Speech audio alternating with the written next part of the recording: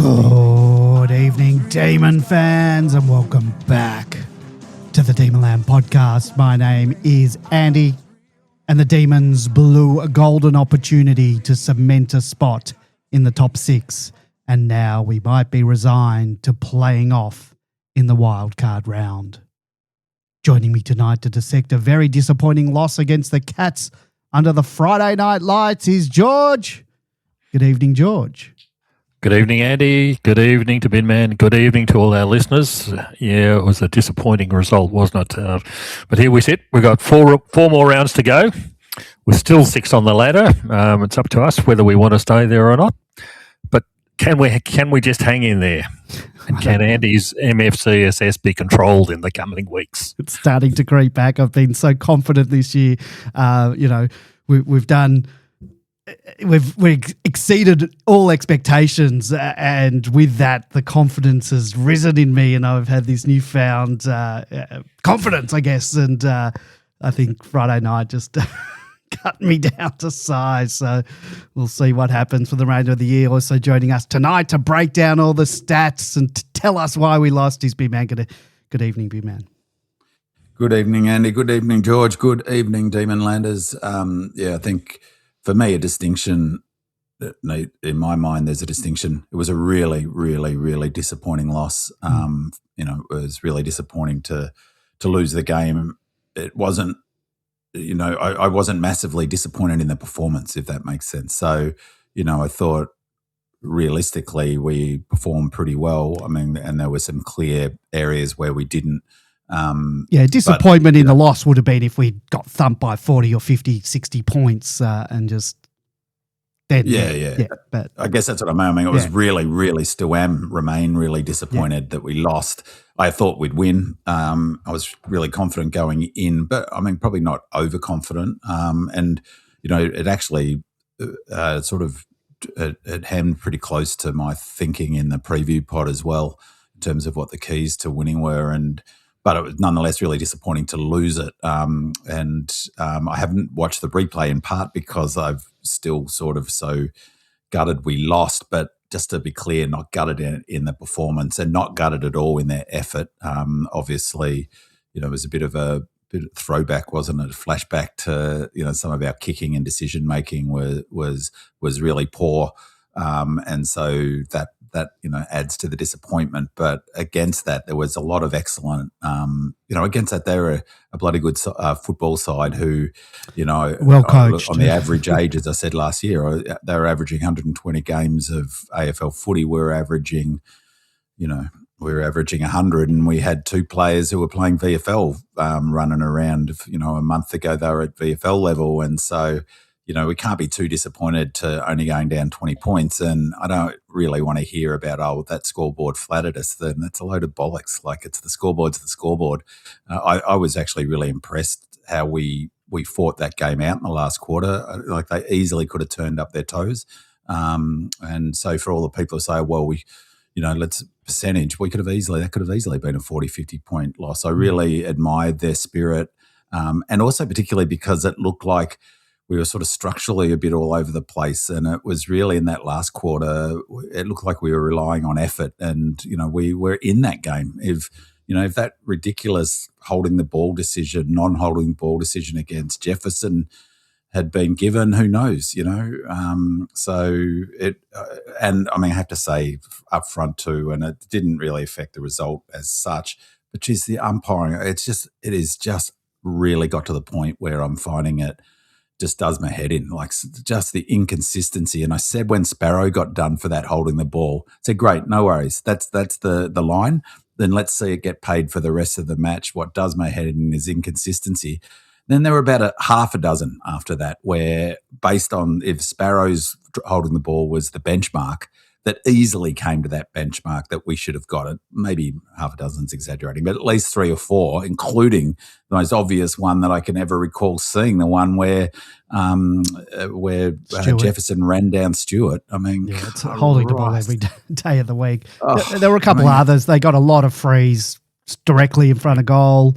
Well, hand chops and Gawn gets. I mean, I don't know that there's a few things there. Gawn's body language, I didn't think it was fantastic, but I think he was just getting pissed off with how often he gets chopped and the free kicks they get. And then the other one was, I couldn't believe it. The 50, there were two 50 metres. The 50 metre that given against Langford. What's he meant to do? Disappear? Well, he was following the player. And not only that, the player on the mark, he never even looked to his right to give that ball off, which is what the 50 metres for, is to if someone deliberately stops, that's one of the reasons. Yeah. He didn't even look because Langford was trailing the player.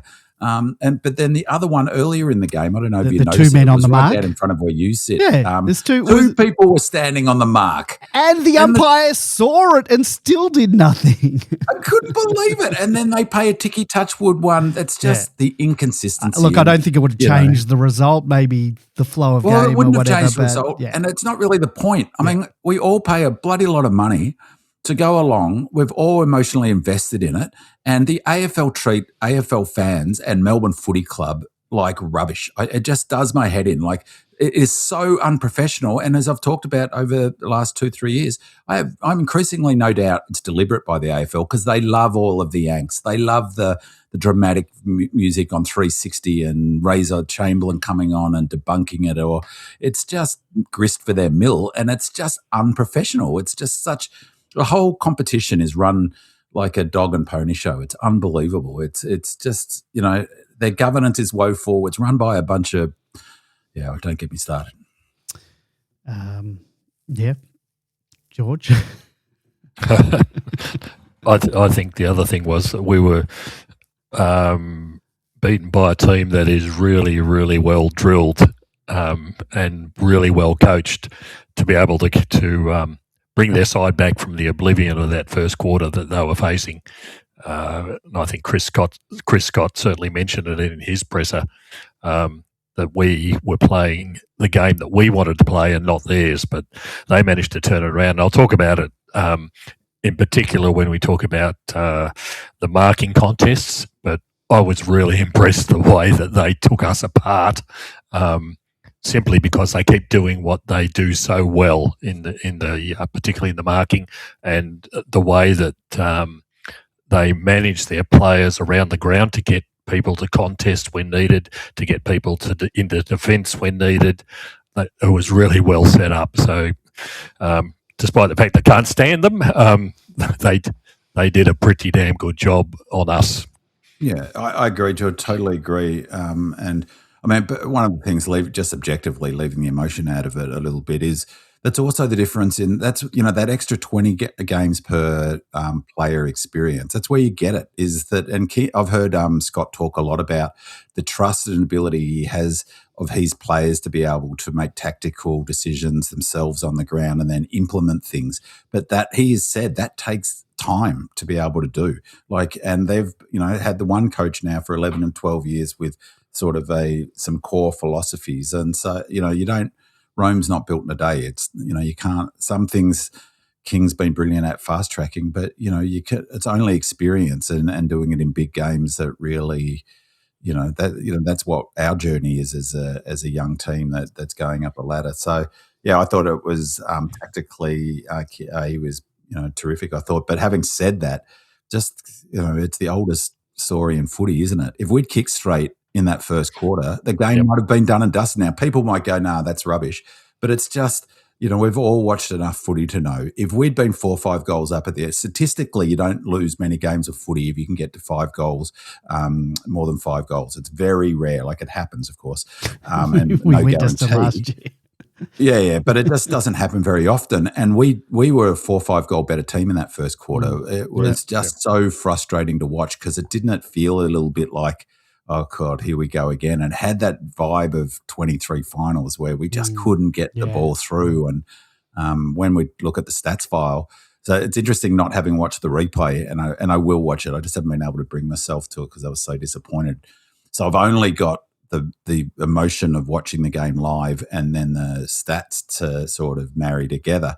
And if you take the emotion of watching it live out of the picture, all the numbers stack up pretty well, except a couple of big ones, which I'll speak to. And I think that was at the heart of why King was that was the most frustrated I've seen him all season by a million miles in that presser. It's the only time I've heard him sort of drift into a little bit maybe overt criticism of his players, and he was clearly frustrated.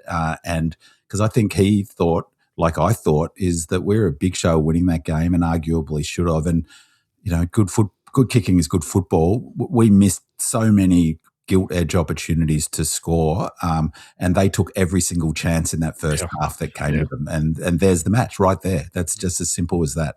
And they stood up, good on them, and we didn't. So in terms of our accuracy in kicking, and I thought it was a good performance, but really, really disappointing to lose. In part because I thought after that first quarter, we really should be 4 or 5 goals up. Even the first, we should have. Even their first goal was against the run of play. Yeah, we missed 3 set shots all inside 40 metres in that first quarter. None of them were hard. No, none of them, and that would have been at least 5 goals ahead. They scored 2 goals in the last minute, I think. Quite frankly, that would have been a completely different game to be playing. They were worried. They were really worried. Chris Scott, like I said, mentioned it in his presser. We had the game into control, and they didn't. So, like I said, you've got to admire them, and their accuracy in kicking was phenomenal. 3 goals zip in the first quarter, 7 goals, 4 in the second quarter, and 6 goals zip in the last. And they had kick straight, you win matches. They kick I won't call them arsey goals, but, and then when we did it, we hit the post or go just wide. Well, we didn't get that luck. There's a bit of luck as well. They just seemed to get it. But and one of them, George, you mentioned late that there was good reason for King to be frustrated, leaving aside some of the decision making and our turnovers, which I'll get to a little bit. But a couple of those you mentioned late red time goals. There was one, and I can't remember, but we had a chance of kicking a goal, and I can't remember if it was one Latrell. I can't remember the exact, but we had a chance of kicking a goal and we didn't. And I could see they just put up the board down in front of me that there was 15 seconds left in the board came up. They turned the 30-second one around to make it 15. And I thought, please no. And it went up the other end, and he took that mark. I forget the player who took it, the young guy. Shannon Neal. Was it Shannon Neal? With 2 seconds left on the clock or something. And we should have got a goal. It was a classic 12-point play, but it was right at the end of, was it the second quarter or was it first quarter? The first quarter. It was the first. Yeah, one of the first. And they're heartbreakers, aren't they? Yeah. All right, let's get into some housekeeping before we get into the stats files. So each week I ask our loyal listeners to support the podcast. Leave us a 5-star review. It really helps, and a comment on Apple Podcasts, and we appreciate that feedback.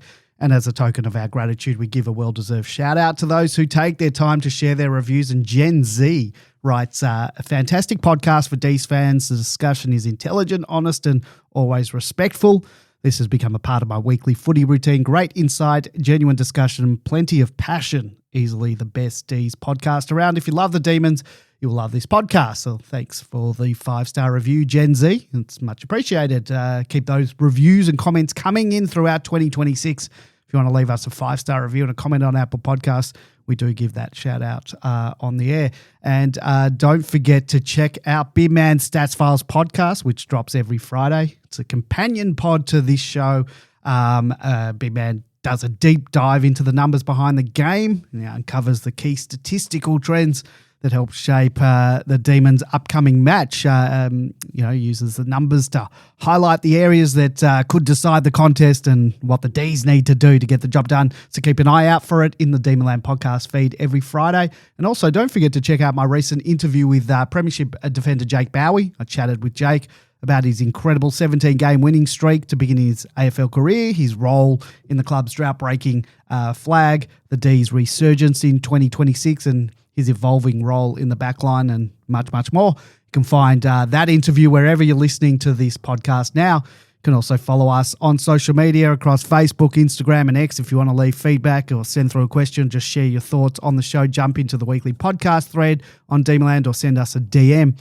You can find the Demonland podcast on Apple Podcasts, Spotify, YouTube, or wherever you're get your podcast or wherever you're listening to it now. Just search for Demonland Podcast and hit subscribe. And if you want to join in on the conversation with fellow Dees supporters, head on over to demonland.com, sign up for free, and jump into the forums with fellow Dees fans from across Australia and all around the world.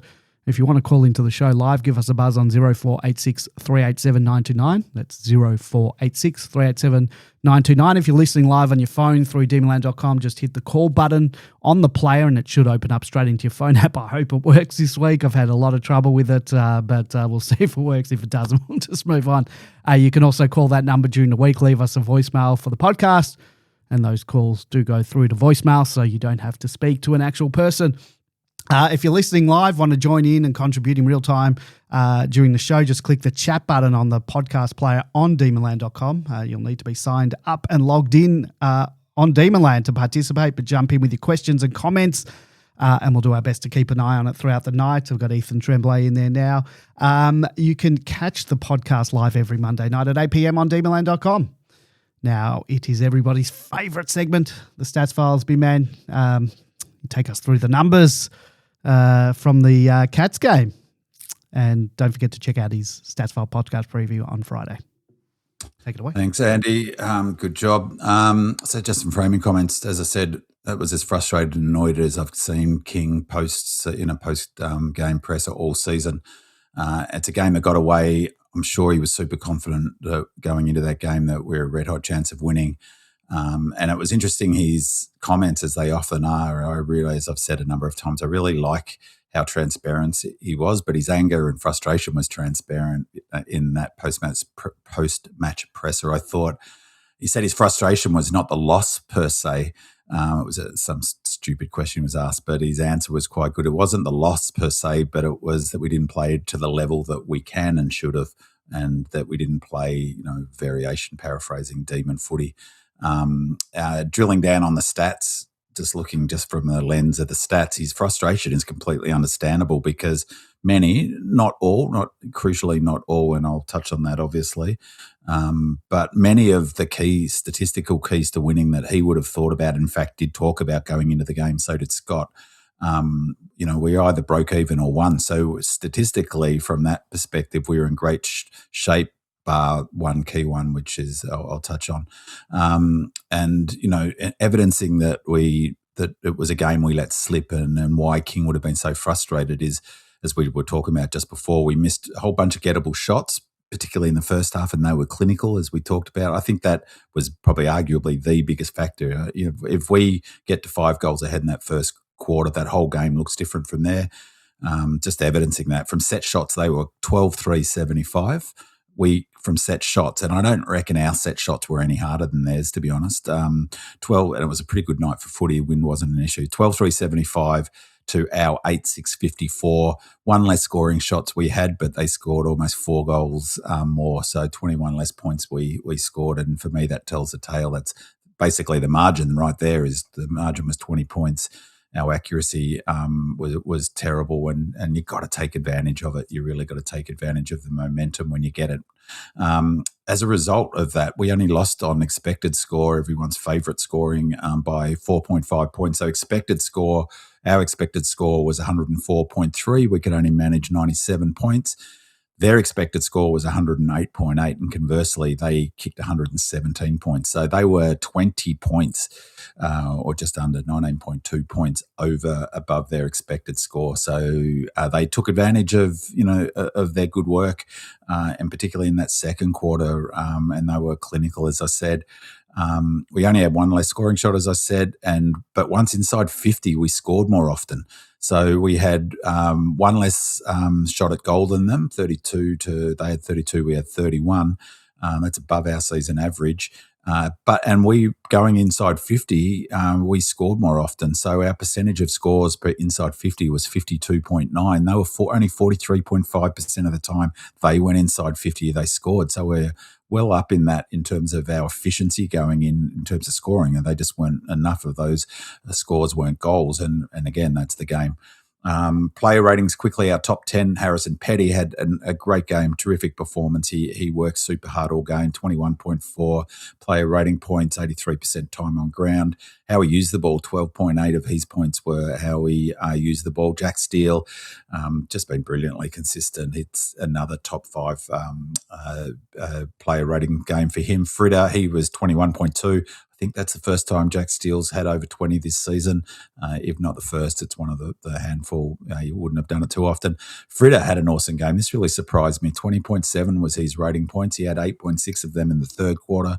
Terrific performance. Tommy Sparrow was next. Jake Bowie, Jake Lever, Maxi Gawn on the back of an average game last week had a by most measures, a pretty good player rating, just not by his 14.4. He's averaging 18, but was still a lot stronger than I thought people on Demonland certainly were giving him credit for. And I thought his performance was a lot better than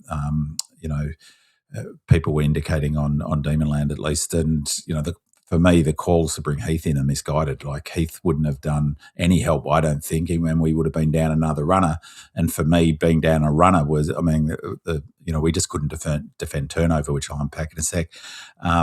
Colt, the bottom 5 players were Fitzgerald had a better game this week, rating-wise, but made a couple of errors early, I thought, that were critical, particularly in that first quarter where he didn't shoot for goal when he should have and then gave one off when, he just delayed. And I think that's the difference between playing a VFL game and, a high-pressure game like that.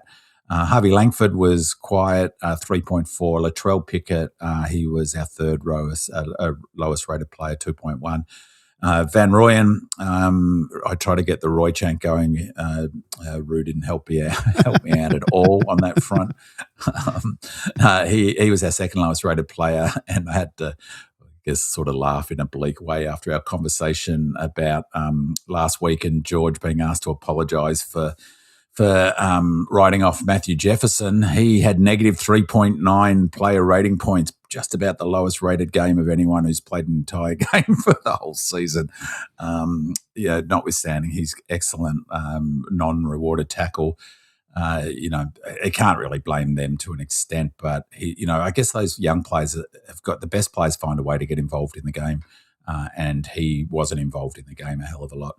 On the preview pod, I said the keys to winning were winning the contested and pressure battle, winning the clearance and stoppage battle, totals and scores from, winning the transition battle, winning the battle of the tactics, winning the scores from turnover battle. And I said in the preview that the other key I thought was the crowd. I'll go through each one of them just quickly, except there's a question about, so the other one is win the battle of the defences.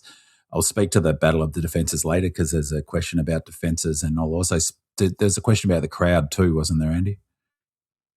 Oops. Yes, there is. Yes, I'll leave that one as well till later. So winning the contest and pressure battle was key.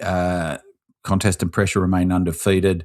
And we were, in this game from that perspective, you wouldn't have been unhappy. We were +3 for contested possessions, +3 for post-clearance contested possessions, but a critical one, we were -15 for ground ball gets. Talked about that last week, how important ground ball gets are, and but also how those uncontested or the possessions where the ball's loose, the loose ball gets, I should say, they beat us in both of them, indicating their running was pretty good. But we still did okay in that space.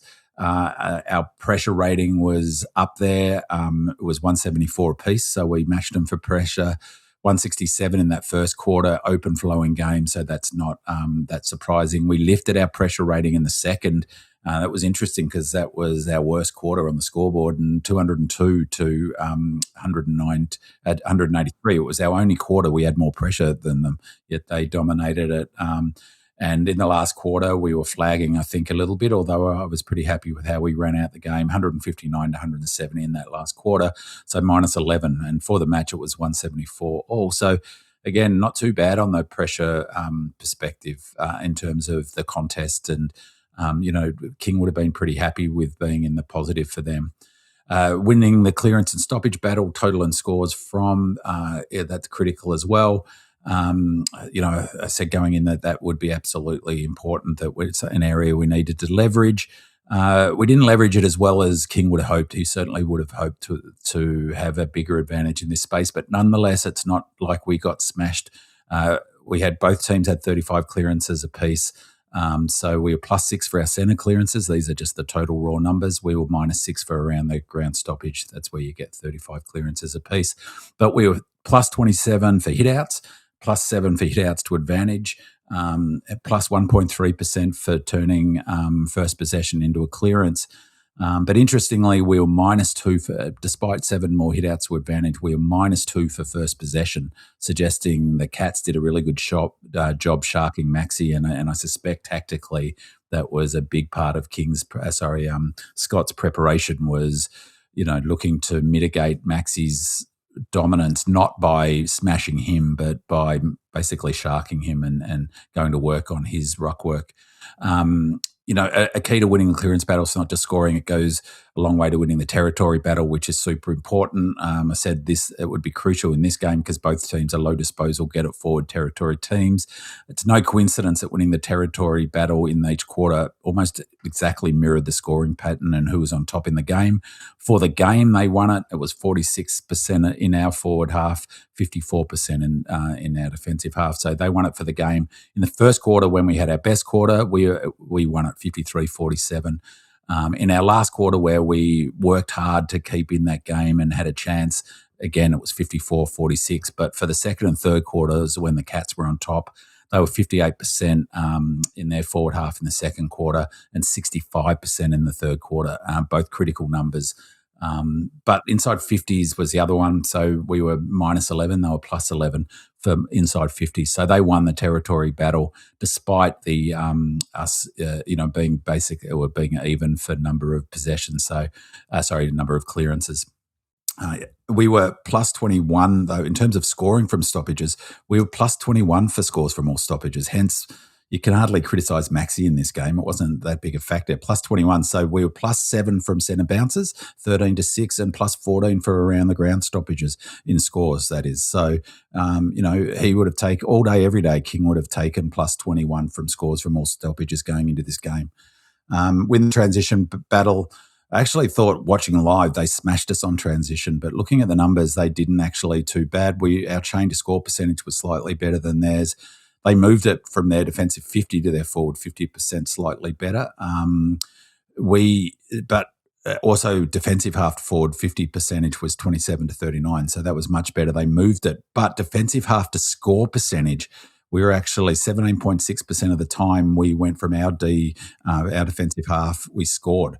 They were only 14.1%. So we were +3.5% for scoring from our back half, which is, belies the sort of what my eye test told me to a degree. Handball meters gained was really interesting. They were 662 handball meters gained by hand. I think that's close to their season high. It would be up in their top 10 for sure, or top 5 probably. We were 382, so above our season average of 373. So it was, as I expected it would be, definitely a handball flowing game of footy for a chunk of it. Very much unlike last week when it was only 11 points from our defensive half to bugger all for them. Points from defensive half, we had more than them. So we scored 43 points from our defensive half. They scored 39 points from their defensive half. We're only averaging 38.4 from our defensive half, so it was above our season average.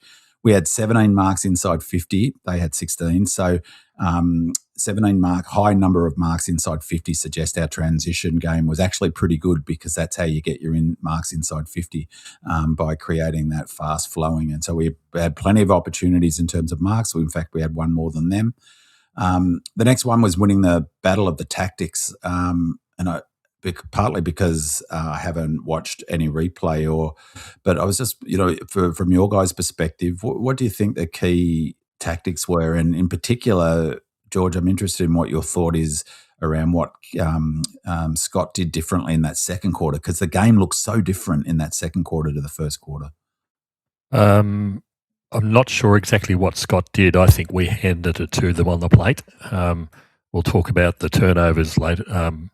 Perhaps later on or coming up, but I think we just handed it to them on the plate particularly with our unforced turnovers. I think Scott was even surprised in his post-match interview he said something along the lines of, it was brought up that they scored 101 points, but he said you've got to look at what the turnovers are. There's turnovers that are caused by competition. There's turnovers caused by bad luck, but I don't know what the numbers are. I was hoping you could tell us.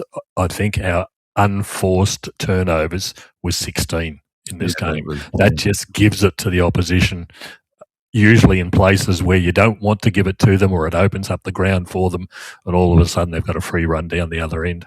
Yeah.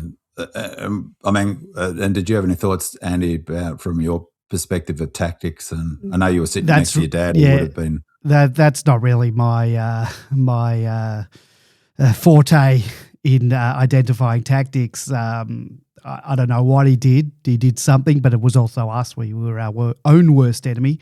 We certainly didn't take advantage of, because they actually turned the ball over a little bit at one stage, and we just didn't make the pay. We turned it back over to them.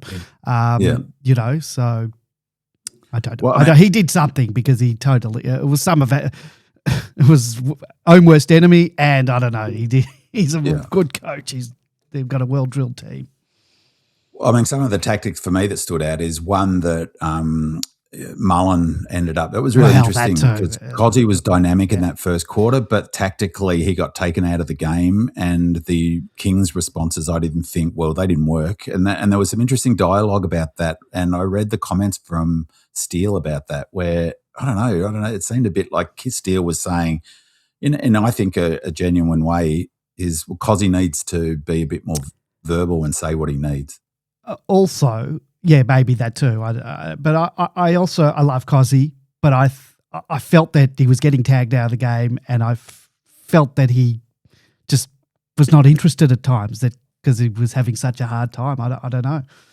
Yeah, I'm convinced. I'm not sure what happened. Whether he, it's not like he chucked a tantrum, didn't want to play anymore, but there was just something, he didn't seem interested.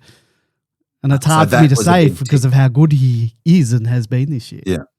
And that was a big tick tactically for King. And the other one, I thought it was just, for Scott, some of the things King tried didn't work. And the obvious one was Cook early. Now, you can't knock him for trying, but I would have, we'll get into this a bit later around the days breaks and whatever. But, I was said at the beginning, come on, T-Mac, don't put Cook on Neil.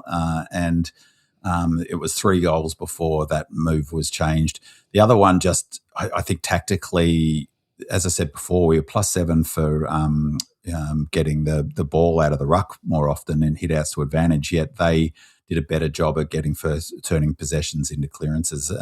Clearances into possessions. And so I think they tactically did a good job in terms of sharking Max and those things. The other really interesting from a tactic perspective was where their scoring was for attacking midfield. 57 points they scored from the attacking midfield. We only scored 27, so they were +30 from the attacking midfield. And I'm not sure what tactics were employed there, but for me, that's a symptom of a tactical thing in terms of winning the midfield battle. Another one I said another key to winning was winning the battle of the defences. Actually, looking at it, we're actually okay in most of the key defensive metrics. And so other than the score, obviously, we gave up a big score, our biggest one for probably 6 or 7 weeks. But defensively, we had only 1 less intercept than them, which, given that's their bread and butter, was pretty good. We had 6 less intercept marks than them, which not great, but not a disaster. We had 3 more tackles in the game. We had only 1 less tackles inside 50. And interestingly, they had more defensive one-on-one losses. We lost 26%, 26.7% of our one-on-one contests. They lost 27.3%. So defensively, actually wasn't too bad. But I think the issue was less about our defensive back 7. I think it's a bit unfair putting it on them. It really was, I think our all-team defence was all over the shop. And in that second quarter, it felt to me they lost their structure defensively. And I'll unpack that a bit later when we talk about the defence. But as an example, there's Wheelo's got a score, which is expected score from particular chains. And their turnover score was, as we'll talk about in a sec, was 101. The expected score from those chains was 52. I've not seen anything like that all season. There's nothing that compares to it. So on expected score from the chains that they got once they won the ball from turnover, expected score was 52.6. They got 101 plus 48.4, which suggests to me that's can't just be because they took their chances. So there must be a tactical thing in there that they did really, really well. They were just so clinical once they turned the ball over. But yeah, really crazy. Mentioned, I thought Neil and Cook, I wasn't sure about that. And I'll talk a little bit more later with that defensive question about the issue of the 6-day break. But I thought King said something really fascinating in that presser, less about fatigue and more about the impact of not being able to train. Another key was winning the scores from turnover battle and buried the lead here, of course. So this is where we lost the game. We were plus 12 for clangers, though for me that's only part of the answer. I think the biggest part of the puzzle, in a way, is how we defended turnover. Is that, like 101 on turnover means that we just didn't defend turnover. That said, as King noted, there were some horror turnovers and decisions that he said meant that we're often offside. So we were out of whack. We're completely forward of the ball and turned it over into a big space. And as you noted, George, that was a point I was going to make too. King referenced being plus 16 for giving the ball back when under no pressure. And by the by, that's an example of champion data stats that so frustratingly, it just drives me nuts, that is not available to the public. That data is not a data point that is in any of Champion Data's public-facing data. And so it's just an example of the granular level that the teams get on match day and how much they look at that information, that he was able to reference that data point directly afterwards, despite how frustration he was. So he said that apropos of nothing. He said basically, well, we gave it back under no. I think the question was that Geelong's pressure, and he said, well, no, not all of it, because there was 16 plus 16 for giving it back under no pressure, and he really showed his frustration with some of the decision there. But look, at the end of the day, that was the game. So we scored 55. He said 61 in that presser, but the best numbers I've got is we scored 55 on turnover. It's better than our season average of 54. We're giving up 53 points on turnover. 101 is the highest number of scores from turnover since 2016. That is a horror show. And I'd love, when I do watch the replay, some of it's got to be their tactics, how they did it. They were so efficient at hurting us once they turned the ball over. There must be something tactical in there. But nonetheless, they were brutally effective. They just took all their chances and just burn us. And I mentioned the chain score. Finally, the crowd will dig into this a bit later, but 49,000, the short version of that, just wasn't good enough. And, Melbourne fans, myself included, like to complain about, the coverage of the Pies and all of that. Well, turn up to the bloody football. Like, your coach was crying out for us to do it. The players were. 49,000 on a great night for footy was just simply piss poor in my opinion. We'll talk more about that. We've got a question about it because I've got thoughts on it as well. But yeah, absolutely not good enough. And we'll talk more about it later. Not good enough. All right, let's get into our listener questions. Buck Naked writes, failed execution, 101 points on turnover. We've discussed that. Lack of composure all cost us big time. It felt like they dominated territory and took our game away from us. It may be the 8-point game we didn't want to cough up, but we did. How will this affect us for the rest of the season, or is it just an aberration? How do we turn this around? Wiley D says, based on King's post-match comments, he suggested that we gave the game away by making mistakes, turning it over often as a result of unforced errors. This was similar to the Giants match. If we executed properly, they wouldn't have exploited us. Do you think we should stick to our aggressive approach against teams who set up specifically to score on turnover? Do we have the requisite skills? D-Star9 says, I'm still not sure how to judge Friday night's games. At times in the first quarter and part of the second, we had so much time and space that we stopped acting on instinct and second-guessed ourselves. That became endemic, and we literally handed the ball to Geelong. Hard to be harsh on our defenders as the ball was turned over so many times. I feel like it was very un-Melbourne-like game. King articulated reasons why. No need for mass changes. Just bring in the best available and play our brand next week. Lazy says 101 points from turnover. Our opposition average for the year is 53. When we turned the footy over, it was extremely difficult to get it back. The Cats were very sharp and would usually use it well and score. We did miss some chances at the start of the game, which could have shaped the contest differently. The first quarter seemed on our terms and we led it in uncontested possessions, nearly plus 20 from memory. We finished the game minus 23. Don't really have a question this week, but like many others, are keen to hear your reads on the game and what we can take out of it. So, George, we really were killed on turnovers this week, as we've already said, and Lazy pointed out it was 101 points scored against us when our season average against us is 53 on turnover. Is this a one-off or something we need to worry about as we head into the pointy end of the year with some tough matches against some more quality opposition and into finals? Yeah, I said to Andy before the show, we came up against a very good team, very well drilled team. In these questions, I agree with everything that's come from our listeners, Wiley D and D-Star 9 in particular. It was, and as King pointed out in his presser, the 16 unforced turnovers.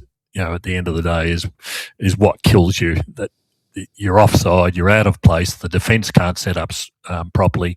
I thought our defence did a magnificent job considering that, but there's not much you can do about that. It's the problems are up the field. Not surprising. Do we have the requisite skills? Wiley D asked, and the answer to that is no at the moment. We've lost a couple of our best kicks in the side, for example. Xavier Lindsay and Christian Salem, two of the best kicks in the side, are sitting on the sidelines. We've got Latrell, Cook, Fitzgerald and Cross, who are all either first year or with no pre-seasons. We're getting towards the pointy end of the season, and they're struggling with the demands of AFL football. They're not even used to the demands of AFL football, particularly for Cook and Fitzgerald, who, as Binman said, were playing, VFL levels, SANFL levels just a couple of weeks ago. And all of a sudden they're thrown into the position of having to play against one of the best drilled sides in the competition. We've talked about it before. Execution. When coaches use the word execution, that means you don't hit your targets, if those targets are another player or a teammate, but also it's the goals. If you don't hit the goals like Geelong did in this game, you lose the game. We had the opportunities. We've spoken about that. We didn't take them. They certainly did, and they did probably more so than what could be expected. You've got to admire them for that, but that's how you win games. That's how you win finals. That was a finals level performance from Geelong. It was pleasing for us that we held in there. It shows that we're certainly competitive, which is what all we Melbourne fans hope for. But at this point in the game and in the year, it's obviously not good enough. So long way to go yet. But until you can kick and hit targets accurately, you're going to finish up in the same problem. I agree with that, George, all of that. And it's a really interesting question. Wiley Dees asked, do you think we should stick to our aggressive approach against teams who set up specifically to score on turnover? It's an interesting question because he's right that they look to hurt us. The game was against two teams that moved the ball well from the back half, and we stuck to ours. My feeling is we might mitigate tactically a little bit, but my short answer would be yes, that we should stick to our aggressive approach. If that's the approach that King wants to play and the A-grade footy that he thinks is going to win us a flag, then, of course you might maybe not be as aggressive. But I think that was King's point, is that, we made mistakes under no pressure that he would expect us not to. And, I'll talk about this till the cows come home, but it just does my head in how in football, like I know I've said this a lot, but how regularly it is just completely ignored the impact of injury. Like, it was doing my head in, the coverage of this game. And I had to stop listening to the coverage of it, and I haven't been able to post because it would have done my head in, about the talk about their injuries. They only had two of their best 23 not playing, 3 De Koning, Holmes, Cameron and De Koning. De Koning and Cameron have done bugger all this season. They've been barely top 15 players, both of them. Holmes was a big out, but surely to goodness, we saw Disco was a much, much bigger out in terms of the impact on that game than Holmes was. We have 7 of our best 23 not playing, 8 if you include Salo, because he was ready to go. Eight players who would otherwise be in that team. That's a third of the team. A third of our best 23 weren't available. That's what's going to mean that you have 16 errors under no pressure because you haven't got your best players in the team. It's as simple as that. They had 3 players of their best 23 not playing, 2 of whom have had awful seasons. We had 7, possibly 8 of our best 23 not playing. That's it. That's the gap between the 2 teams. And so to get even to the 20-point margin that we did is impressive. It shows where we're at. If we, I think, as was suggesting, if we get our best players in, of course we should play aggressive footy. That's what, if that's what King thinks is going to win a flag, then we just, we're not, hopefully we'll win a flag this year. Who knows? But this year is about building towards a flag, and you build towards a flag with your A game every opportunity you get. Or is it? Don't forget. Also in this game, we lost this by 20 points. We still nearly kicked 100 points again. Yeah, that's exactly what King promised us at the start of the year. You would get exciting football, attacking football, high scoring from us. They're not going to change that at this point in the season. And again, we talked about it. If we'd kicked straight in that first quarter, every chance we're having a completely different discussion now, and we've won the game of footy. Monocular writes, we look like a team playing our third game in 12 days and ran out of puff. Fatigue affects performance, not just in endurance and run, but also the finer points such as goal kicking. And Gordon of the Dead says, I wasn't shocked with the results. Geelong are obviously a good team, but what did surprise me is that we couldn't run them off their feet. They're quite an old team, and we showed in the first quarter what pace and good ball use can do to them, but then it all went away. I presume there's a few reasons: short breaks, injuries, injured players, as well as composure. Wondering what the panel put the drastic drop-off down to. D Positive says, I did select a team based on playing an older but heavier and stronger team. I saw our players pushed out of contest and tackled vigorously. The strength applied meant our players perhaps tired more quickly. The Cats restructured to our first quarter speed by having an extra player behind the ball and switching play laterally, which negated speed, created space by pushing off our players. Big man, it was our third game in 12 days, back-to-back 6-day breaks, a physically stronger opponent. How much of this comes down to fatigue, or were we just not good enough? Look, again, I know this is a hobby horse of mine, but just get with the program, people. Of course, you can raise this issue without it being framed as, bin man, stop making an excuse. Like, it's not an excuse that we've had our third game in 12 days. It's a fact. It's just a fact. And so you throw in having players who haven't done haven't done any AFL preseason at all, in Fitzgerald and Cook, for instance, and a whole bunch of young players. Of course, it's going to have an impact. It's not an excuse. King, I thought, would be ready physically. I said in my preview pod that they will have planned for this, but with the thing about where the high performance program at, it's ironically for me, it is all in the eye, because we don't have enough data to know how fit or where they're at in that cycle of their preparation. And it is the eye. And the eye said to me that we were flagging in that second half a little bit, but not too bad. I think that it wasn't the determinative factor it has been in other games, like against Adelaide, for instance, where it was so evident, or that last quarter against the Hawks post-bye. So fatigue was definitely an issue. There's no question about it. It's just silly to not think it wasn't. However, King, again, I keep throwing back to King's. It's just I just really enjoy the way he talks about footy. There's a couple of other factors just before I go into what King says. The game against the Roos was a super physical game, and they targeted us physically. And so, we were physically bruised in that game last week. So there was that factor. But I thought that one of the fascinating things that King said, he was asked about that. He was asked about the 6-day break, and he didn't bat it away. He didn't do the silly, we play or whatever. He all but acknowledged it. Of course, it's going to have an impact. But what he said is something that I hadn't fully sort of thought through or understood, is that paraphrasing, he said the issue, when asked about how we would fix the issue with turnovers, he said, and it was pretty pointed the way he said it. If you go back and listen to it, it's a pretty pointed comment. Not for the first time, clearly struggling to contain his frustration with our fixture this season, which is just a bloody joke. I've said this now for weeks and weeks and weeks. It is a joke. But he noted in how we're going to fix it, he almost laughed and said, well, you know what we'll be able to do? We'll be able to do drills. We'll be able to have football drills this week where we have a specific skill or we can work on something. He said that we've not been able to do that in the last 2 weeks. All we've been able to do is tick over. We've not been able to do any proper drills. So that must have impacted. It must have a huge impact on their ability to prepare for this match. If they can't do, say, structural setup drills or a specific tactic that they want to employ, if they don't have the opportunity to run drills for it, then how are they supposed to do it? Particularly when you get 2 new players coming into a defensive unit. Like, ideally they would have had weeks to do that.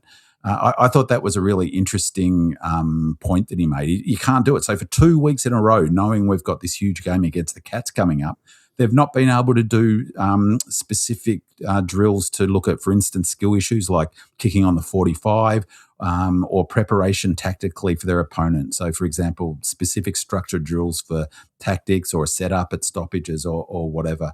And the other factor with the Sixter, the back-to-back breaks, and again, this is on the bloody AFL, is that the Casey team only had 5-day break.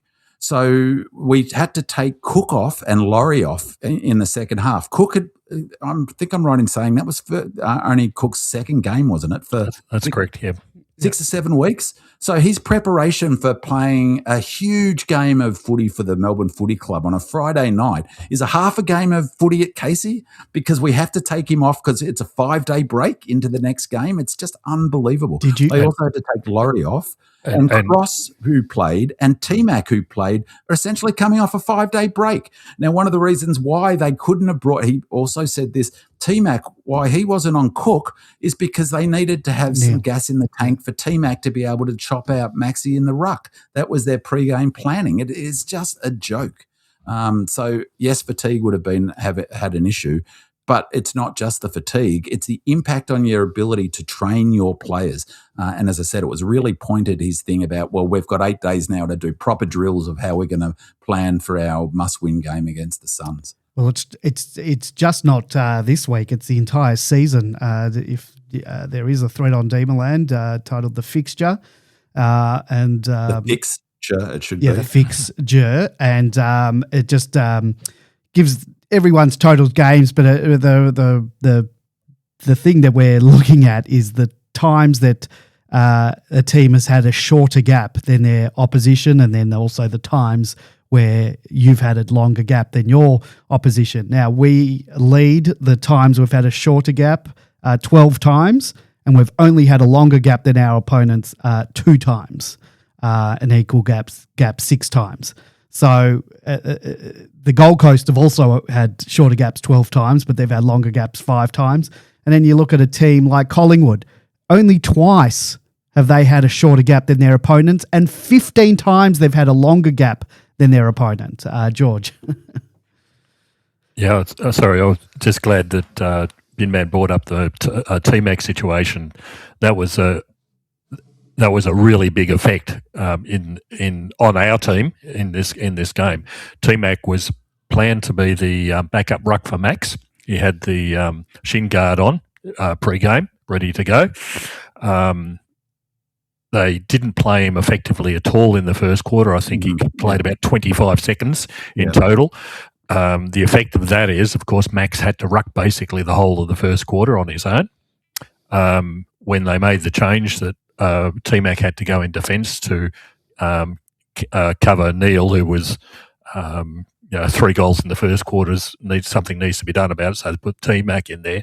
All of a sudden, Van Rooyen has to go into the ruck as the backup. And we fall into the same situation that we've fallen into again and again. It's not surprising that Van Rooyen's output goes down to, what was it, the second lowest on the side, the third lowest in the side. All these flow-on effects simply because we were unable to do what we wanted to, because T-Mac had played 5 days before, it's not surprising. We'll talk about it later on, but Max's output dropped off. As a result, he's playing nearly 90% of the game. That's spot on, George, and it's so frustrating. The other thing is, I did some research into the impact of post-buy, and so post-buy, there's a clear statistical. It's evident as it's really clear that there's teams are rusty post-buy, and that it's particularly the case in the last quarter. And one of the ideas is that potentially a factor in that is the break in training, where players essentially lose touch because they have a week off footy, and so there's a combination of not being, they're out of their structure and their routines with their different things, and they literally lose touch without, because they're not handling the ball, for instance, for a week or whatever. That's the same in this instance. If you go 2 weeks where you can't do proper drills as a footy team, then it goes without saying that there's a good chance that will impact your touch. Just like any of us, if I was a snooker player and had a pool player and had a big tournament coming up and wanted to be in the best touch possible for the pool tournament, well, I'm going to hit lots of bloody balls in the pocket and lots of practice drills in the week leading to it. I'm not going to play as well as I would if I can't do them. So I think that it was a really interesting thing for him to bring up, and I hadn't really sort of thought about it in that way. The other thing, Andy, you mentioned that we've got two times where the opponent plays, where we've got more time than the opponent. That's a bit of a misnomer too. One of them includes the bye. So one of them is Hawthorn, right? And post-bye, as I just said, there's a huge statistical correlation towards dropping off and being rusty post-bye. Now, we won that game, but, we gave up, 12 goals in a row. And so one of the two where our opponent has less days break than us was the bye. The second one's this weekend, the Suns. But it doesn't matter because it's 9 days to 8. So unlike us, the Suns won't have any issue with travel, won't have any issue doing their drills, won't have any issue with an 8-day break. An 8-day break is fine. So it's 9 days to 8 days. So our 2 times where we've got a day more of a break than our opponent. One is the bye. Everyone gets that. The second one, doesn't matter, neither here nor there. It's 9 days to 8. It is something that is just outrageous. I've been furious about it all season. And plus, we have to travel as well. Now. Sorry? Plus, we're traveling as well. Well, so and the Suns are too, having to come back. But yeah, plus we're travelling. No, but they're not travelling on the day of, day before.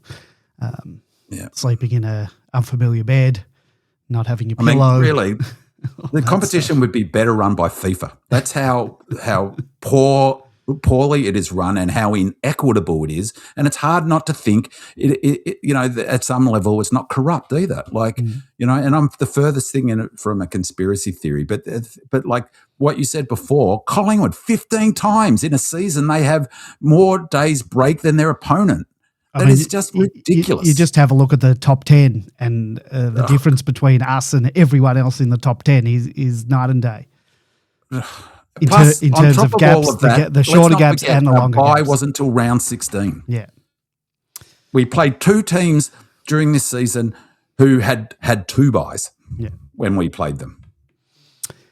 El Diablo writes, can any of you guys explain to me why we were constantly exposed to 2-1 marking contests? Was it fatigue? Was it players out of position or not following their man? Traja D says, I'm wondering if we were caught out by our limited recent experience of playing night footy. Firstly, it was only our second night game of this season. Secondly, it seemed to me that there were more marking contests than normal when our boys were a metre or 2 short of the ideal takeoff zone. Not just JVR and Jeffo, but even Max. I normally dislike proposing excuses, but it just seemed like the ball was tending to drop short. George, did the Cats control the aerial contest? It was simply a poor execution and ball use with our entries inside 50, particularly after quarter time. Also, any thoughts on the a limited exposure to night games under the lights? I'm not concerned about night games in any way, shape or form. Like I said at the opener, I was really impressed by the way Geelong absolutely managed to block and harass at all marking contests and the way that they structure up all around the ground ultimately. it was so well drilled, and they were able to execute it, certainly from the second quarter on. If you want to see a very good example of it, have a look at Shannon Neal's final goal. I think it was in the first quarter, where it's kicked into him. He virtually takes it an uncontested mark. Max was right behind him, and he is blocked brilliantly by Blitzarfs. And Max went absolutely off his tree at the umpire. But that's what Geelong were doing all the game, and you've got to admire them for what they were doing. O'Sullivan, Henry were all doing the same thing. So it's not surprising. And the other thing they do so brilliantly is they move their players around the ground to suit the needs. When they're in defence, why does it always seem that Thomas Stewart's on his own? It's because they release him. They release his role because somebody else has come back to cover off his man. So you've really got to admire what Geelong are doing and the way that they did it in this game. Max finished up with 0 contested marks in this game. For Max Gawn, one of the premier ruckmen in the league, who's taller than most other people, 0 contested marks. We've come to depend on Max being able to execute that all around the ground, and we certainly didn't get anything out of it this game. One last thing, I think it was a mistake not to pick Max Heath in this game, as it subsequently turned out. Max Gawn's at 209 centimetres. Our next tallest player is Cook at 196. Geelong had 4 other players, all taller than Cook. So we were short in this game, and 3 of those players, I think, play in the back line. So it's not surprising they get plenty of marking opportunities down there. So subsequently, Max Gawn had to play nearly 90, I think it was 89% game time. We really needed Max Heath to give him that cutout. We needed that bit of extra height. We certainly didn't get it. T-Mac, of course, was off that 5-day break and didn't play in the first quarter. So, yeah, we're right up against it, but you've just got to admire Geelong, the way they went about their business in this game. But just to be clear, though, I totally agree with that, George. Their marking differential was their uncontested marks. So we took more contested marks than them for the match. We took 9, they took 8. We had 17 marks inside 50, as I said before. They had 16. So marking wasn't an issue.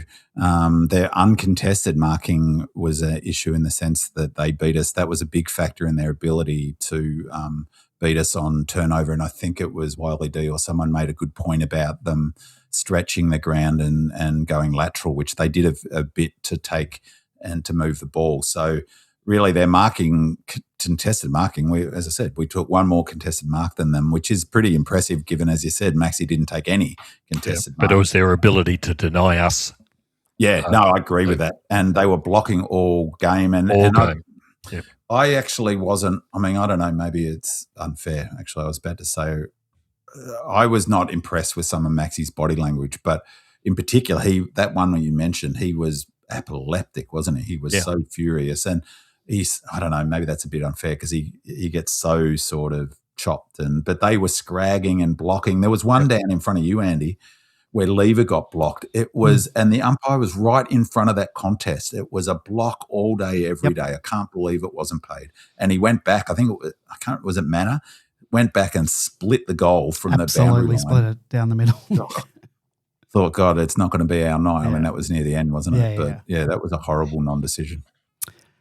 Where am I? Doug Reamer asks, are we effed without Disco Turner in the team? Our defence was a mess. Lazy writes, I think we just saw how important Disco Turner is to our game and defending in transition. I thought Jake Lever played a decent game, but obviously had his hands full with 11 out of their 18 goals coming from tall to mid-sized forwards. Big man, how much of a defensive mess traces back to us missing Disco Turner? No doubt his absence had an impact on the result, but the ball was transitioned too easily and cleanly from turnover time and time again that even Disco might not have been able to make the difference. I don't know about that. It was massive. It was massive. So even before the game, so this is not Harry hindsight, I said that his out was bigger than Holmes in terms of the likely impact. I put the Moz on the team, unfortunately, because I was pumping us up a couple of weeks ago how well we've been doing defensively, but how critical to that has been the synergy that was developing. So we had about 6 weeks in a row where essentially it was the same back seven. And as I said on the Demon Land podcast with George, there's no shortcut. There's no shortcut to getting a defensive unit that works well together. They have to play footy together, and that sort of natural synergy when under the best defensive teams, it's where you think, God, they've got an extra defender there, or where they're just doing things instinctively. That takes time to develop, and we had 6 or 7 weeks of that developing, and you could see it. And so for me, the interesting thing about that question is that it wasn't just Disco. I think he's been super underrated this season is CJ. CJ's been awesome. In our last 3 victories, he's been a key factor in our victories. He was brilliant against the Hawks. He was brilliant against the Tigers, and he was important against the Roos. And he also plays a key role, so that mark and go. On a game like that yesterday on Friday, it would have been critical to have his run because he's clearly got free license to either mark the ball, intercept and immediately go, or get a handball receive and run and carry and immediately go. It's a big part of how we transition the footy. So losing those 2 pieces of the puzzle, particularly Lever, but CJ as well, I thought was probably the biggest factor in this game, to be honest, because just watching it, and so as I said, I haven't watched the replay, but just watching live, I said to my mate, where structurally that's the most all at sea we've been for weeks and weeks. Now, part of that is, as George noted, I think, Scott deserves credit tactically for what they did and being able to implement that. And I'm not fully, got a sense of all of those things, but they pulled us apart. And when, your systems work well, you're able to hold on. Even Jake Lever, I thought they played him pretty well. They isolated him a bit, and his body language at times, he was frustrated at different times, I thought. So it massive. So the question is, I don't think without him in the team, obviously I would put, I don't know about you guys where you'd rate him. He's top 5 for me. He's top 5 important player for Melbourne Footy Club. So if you take any top 5 player out of any team, you take Sarong out of, or Brayshaw out of, or Jackson out of the Freo, their chances of winning go down. That's just clear. So it was massive out. I actually think CJ out was big as well. The combination of CJ out and Disco being out at the same time was huge on this game.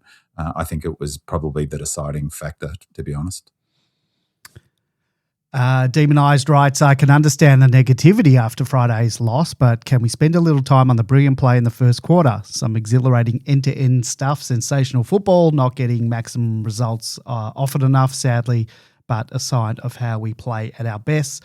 And I actually thought that we were outstanding in the first quarter. I don't think anyone can deny that. That's a brand of football that we all want to see us playing. We played with real dare. We used the ball precisely coming out of defence. So we lowered our eyes. I know people don't love that saying, but when we're going inside 50, we weren't bombing it in long. We genuinely ran Geelong off their feet, and for most of that quarter, they looked like they had no answer for what we were throwing at them. And the frustrating part is that we didn't make, as we've said, we didn't make them pay on the scoreboard.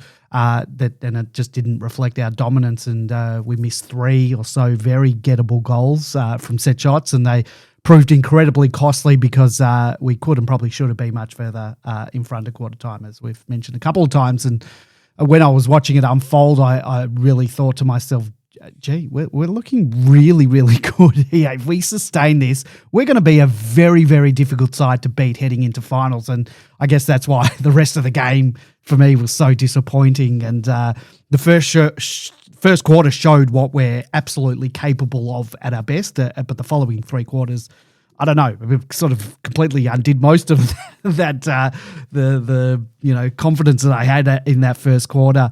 And I guess we're trying to unpack here why, that happened. Maybe it was the back-to-back 6-day breaks, the lack of training, a growing injury list, the lack of experience that we've mentioned. Maybe it's a lot of that. And whatever the reason, the contrast between the first quarter and the three quarters was stark, and it was as encouraging as the opening term was. I can't ignore what came next, and if anything, I've now come away, as I said, with less confidence than I had before the game. So instead of feeling optimistic about our run home, I'm now looking at the final four games thinking we're more likely to secure a wild card than pushing for a stronger finals position, but we'll see what happens. George, did the final three quarters wash away any of your positivity of the first quarter for you, or do you think that we can sustain what we saw in the first quarter throughout? Well, you can't do it for four quarters, but for the majority of some games against quality opposition as well. I don't think there's much more to add to what you've just said. Sorry, we saw everything that we'd been promised in that first quarter, and that's the way the team plays. Scott in his interview said something. What do you say? Something that Melbourne controlled how the game was being played in that first quarter. Absolutely. And as you said, and we've all said before, if you kick those goals, you completely change the way the game's played from there on in. We would have had a huge amount of momentum, and when you've got a series of young players who haven't got the experience that others have, they can run on that momentum, they can run on that energy. But when Geelong came back, even in the dying minutes of that first quarter, and scored a couple of goals, that put the game back on the level playing field effectively. And that's what you're going to experience in finals. You're going to be playing against the good sides. But the first quarter was fantastic watch. Hopefully we'll see more of it in not just in this season, but in the coming seasons, because that's the way that football's going to be played. Yeah, I agreed, George. And also just what I was saying last week is philosophically, I think a really big part of King's sort of thinking is scoring quickly. Being able to put on, when you have momentum, being able to put 6 or 7 goals on the board, not 2 or 3 goals. And that's what wins game. And we just weren't able to do that. And credit to them, credit's where it's due. Not only were they well coached, I thought, is that they took their chances. It's a really simple game in some respects in that sense. And so you've got to give them credit. And that's the opportunity. When you look at the player rating points, it's really interesting. It's almost like a line you can see in the middle. It's the senior players who played best. It's the junior players, the players in their first or second season that struggled. And, that's what happens with 6-day breaks and those sorts of things. And also the occasion. Like, you expect your senior players to perform better on big occasions than your younger players. You can't be going to the well all the time and hanging your hat on Langford being the deciding factor. And, for instance, so, I think that, as you've mentioned a few times, credit must go to them. They're a good footy side, but I think we will continue to play that way. And that it was awesome to watch, wasn't it? Having said a little bit of frustration, going, come on, kick those goals. But just even missing those goals, just the way we played and got the ball, we really did lower our eyes. We hit up targets leading straight at the player, and it was hitting quickly from the back half. They were rattled. They had no answers, and then obviously they did have answers. We gave them the answers. So I don't know. And it was a late goal too, because they kicked. Am I right in thinking they kicked one late in that quarter as well? And I think they kicked 2 in the last 2 minutes. In that quarter. Yeah. Travi 14 writes, I wrote a few weeks ago that I thought we were too tall in our forward line, and over the last 2 to 3 weeks without Petty, JVR and Jeffo look great and improving. Petty is back and they look lost. I don't think we can have all three. What does the panel think? So B-Man, in the 2 games without Harry Petty in the side, JVR and Jeffo combined for 13 goals. Pet's returns, he kicks 4, and both JVR and Jeffo look completely lost. JVR, maybe some of that's to do with him having to go into the ruck a fair bit. Can we play with 3 tools in the forward line? I think we have to. The way we play footy, as I've said a bazillion times, we're a forward half territory team that, of course, it was 17 marks inside 50. That was an impressive number of marks inside 50. So we were lowering our eyes. We were getting the ball quick in, so that creates that space.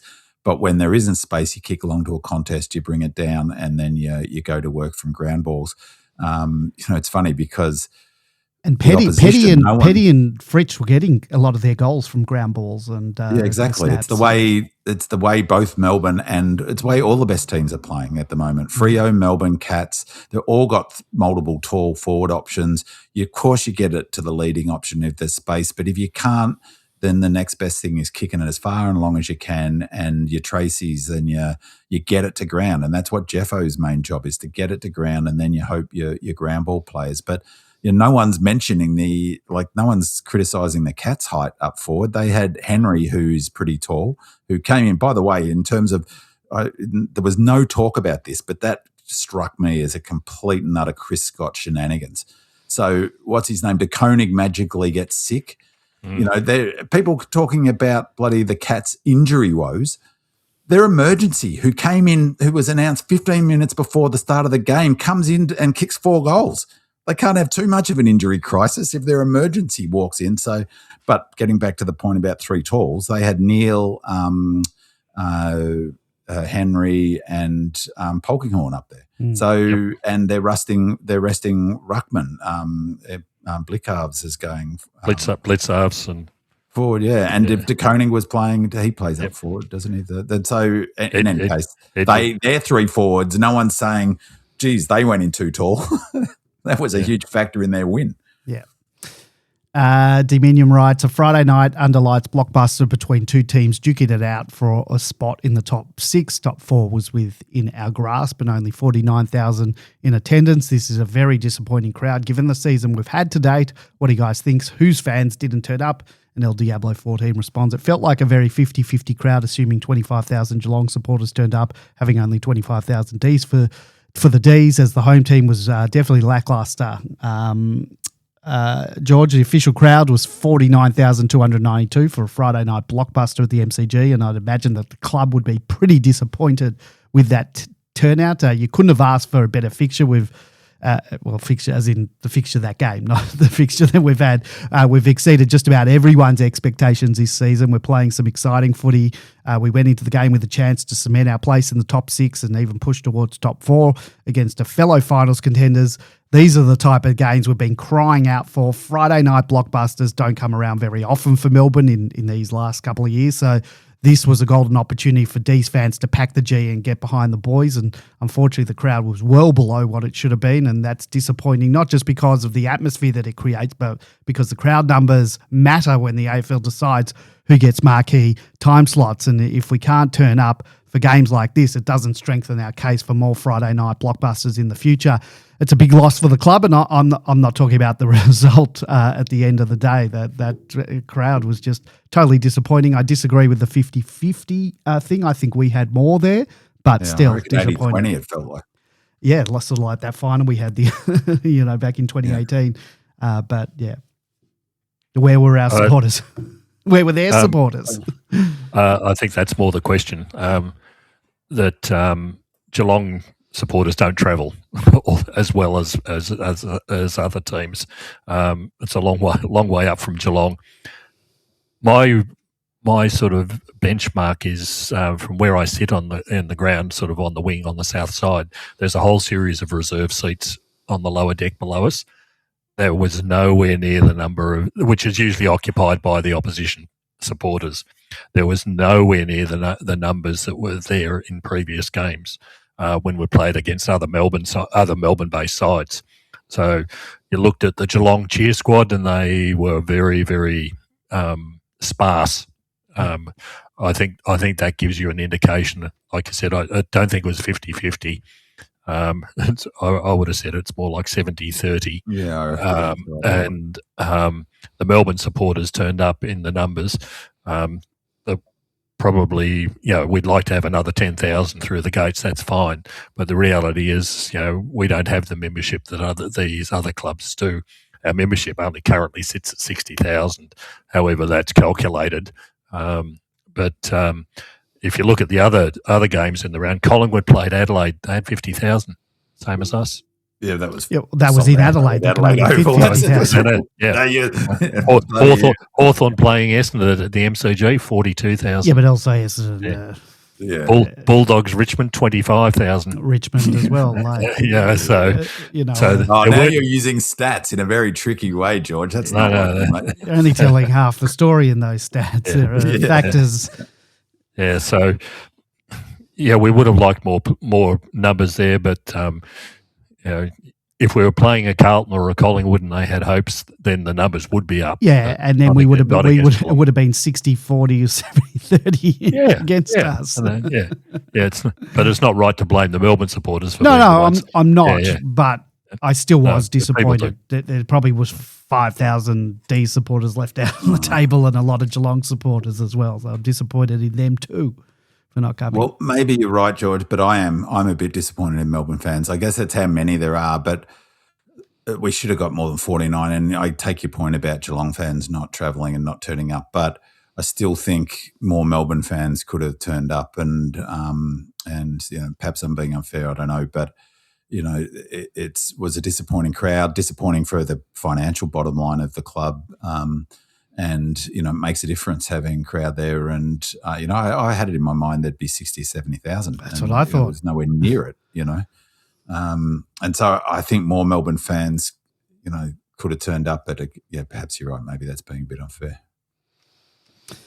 Go Lord, he says, by the way, team, those who dismiss the importance of percentage and the amount foregone in recent wins should have a look at the live ladder. It shows the Cats forecast to finish fifth with 56 points and a percentage of 120. The Crows are forecast to finish sixth with 56 points and a percentage of 114. The Dees are forecast to finish seventh and also with 56 points and a percentage of 106. If I'm not mistaken, fifth would give Geelong a home final and sixth would give the Crows a home final, while seventh would mean the Dees would have to play a wildcard game. If we win that, we may still be seventh and have to play an elimination final. It looks like percentage can be a major factor in our finals hope. Am I right to be worried? Now, I think we discussed the percentage lost and whatever and last week, but this is a good place because we said we'd do it to pull out our ladder predictors between the three of us. I think we'll get a good random sample of all ends of the spectrum for Dees fans. Big Man will have us as high as mathematically possible. George will no doubt be measured and split me and Big Man down the middle. And I, of course, will present you with the doomsday scenario. It's a positive binners. Let's start with you, and then George, you can jump in with your predictions, and I'll finish it off. Well, I haven't done a predictor, except I think we'll go 3-1. 3-1. I think we'll lose to Fremantle and win the other game, so I'm not sure where that gets us. That probably gets us. I can do that. I did do one, and it got a 7th, and then I blew up my computer and don't want to go back. So who are you? Who are you saying? Just give me a team. We'll lose to Fremantle. I'll say Freo. That's why I think we'll win all games, but Freo. But if we win the Freo game, it offsets losing this game in my mind. I thought we'd go 4 out of our last 5 before this Geelong. So now, I'm hoping I actually think we will go 3-1, and it'll be interesting. That Freo game will be fascinating because they might be in a headspace where they don't want to risk. I think they'll start resting once they've sewn up top spot, which I'm not sure if they have already.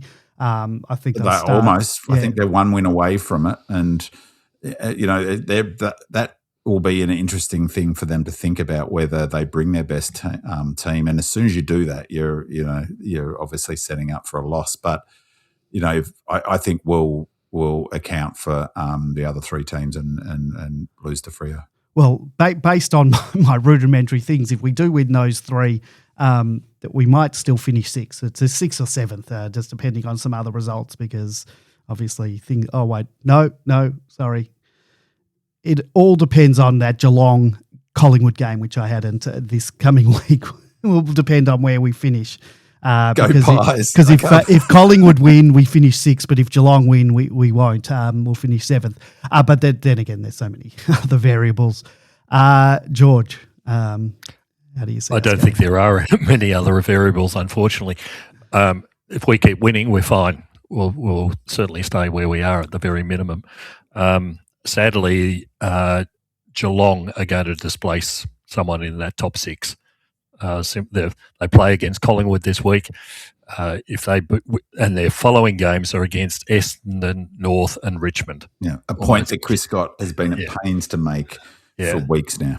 Yeah, so almost 3 guaranteed wins to Geelong, and they'll probably beat Collingwood on my expectations at the moment. So they will replace someone in that top 6, which will probably be us.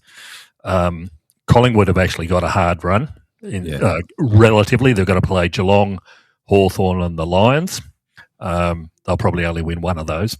If they, the fourth which is West Coast. They play the fourth game is West Coast. The Bulldogs, who are below us, they've got to play Freo, Carlton, and us, but also an easy game relatively against North. So they're not going to get up against us very much. Adelaide are the other ones who I don't think we can catch in any case. They've got games against Essendon and Richmond, but they've also got games against Freo and the Giants. So the problem is that Geelong is going to leapfrog us unless we basically win all 4 games, and that'll push us out of the 6th, probably the 7th spot. So I tried my hardest with doomsday scenarios, meaning we lose the next 4 games, and I did a whole lot of other variables with other teams and other, and it's very hard for us to fall out of the top 10, I'll tell you that. But there is one scenario where we can, and that is the Giants. If the Giants win all of their games, including, which they should win against West Coast, and if they win that massively, they could leapfrog us with percentage. So if we lose all 4 games. Because I haven't, but they've also got to beat Adelaide in the last game, and Adelaide will be playing for a top 6 spot in that scenario. So remember the last time we had to rely on West Coast or Adelaide. I can't remember that game. I can't remember who stuffed it up for us, whether it was West Coast or whether it was Adelaide who didn't win. I think it was Adelaide not winning against West Coast that cost us a final spot. So they could cost us a final spot again, but they should turn up because they'll need to win. They won't have sewn up anything by then. So they'll want. And your task wasn't to find the way that we could finish outside the top 10. Your task was to do a bloody ladder predictor. I'm trying to find out whether we're going to. I'm starting to think you are the cause of MSCSS. You are you're patient zero. Yeah, this is the doomsday scenario. So have you I got tried the everything. opposite to the doomsday? Give us a more positive spin on it. Well, I did. While for your thing when I'd had us winning all 4, then we finish. I'll do that now. One of the things, though, in all of those calculations, and this is just from a stats-based point of view, and I don't mean stats like match data, I mean statistically, mathematically, a lot of those ladder predictors make assumptions that are false, which is there'll be no upsets. In that many games, there's almost certainly going to be at least one upset. It's almost statistically impossible not impossible, but it's statistically unlikely in what is 4 more rounds of football that there isn't going to be upsets that people haven't predict. A favourite won't get up. That's why it's impossible. Everything I've selected here, I'm not going to get 9 tips right every round, so it's impossible. So, for instance, Sydney may not win another game, or there's assumptions baked into it that don't often prove to be correct. And there was last year. I don't listen to them. I just heard Wakely. I never really listened to SEN, but they did the ladder predicted last year, and something like that at the beginning of this round, and with the final 8, no one's yet got it in order in the finishing order out of something like 30,000 entries or something. So anyway, we'll leave that for another day. Maybe we'll read the very last round. But there is a scenario. We just don't want to get killed in games. As George said, we win 4 games and then it's a moot point, isn't it? Yeah. I think if we win 1, then we're in. It's just who we play. And we could talk about in the next few weeks who we'd prefer to play in some of these scenarios, because there's some teams I don't want to play. But you know what? If you're going to win a flag, you've got to beat and play everyone. So Anywhere, anytime. Exactly. So let's talk about the Casey game. Casey was unable to match the VFL ladder-leading Geelong, going down by 53 points after the Cats took control with a 6-goal opening term. The Demons fought back to reduce the margin to 15 points by halftime and kicked the first goal of the third quarter. But Geelong's superior AFL-listed midfield gradually took over, dominating territory, clearances and inside 50s to run away with the game.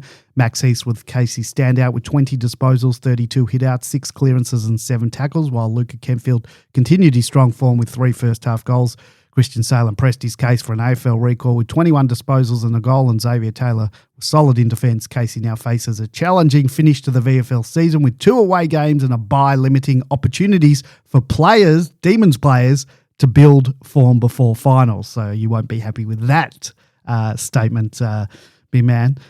So, George, before I get your take on the match and the performance of any of the Demon-listed players, we have a comment from Viper directed at you in regards to the Casey-listed players. That's the Casey-listed players. Viper writes, not a question, but some comments. Casey has had a tough season, but I feel there have been some overly harsh assessments of the Casey-listed players by George in particular. An AI analysis of the list changes suggests Casey became approximately 1.5 to 2.5 years younger on average and likely lost 25 to 40% of its average VFL match experience across the contracted list. That is a significant change. The article below gives some good info about the rebuild that is taking place and the philosophy behind it. And he's quoted from the article that he mentioned. The numbers tell the story. Casey have lost experience with the average age of the departing group sitting at 23.9 years and replaced it with a group averaging 19.7 years. The shift is deliberate. It isn't the list build to patch holes. It is a list build to grow together. Younger, taller and aligned with Melbourne's new development pathway. Casey aren't chasing a quick sugar hit. They're building a system. George, if you'd like to comment on that, and then please proceed with your assessment of the Casey game versus Geelong. I'll disagree on one point. That the Casey list at the moment is filling holes, just patching holes. And I'll go into why that's the case. Firstly, I didn't agree with the article in the first place.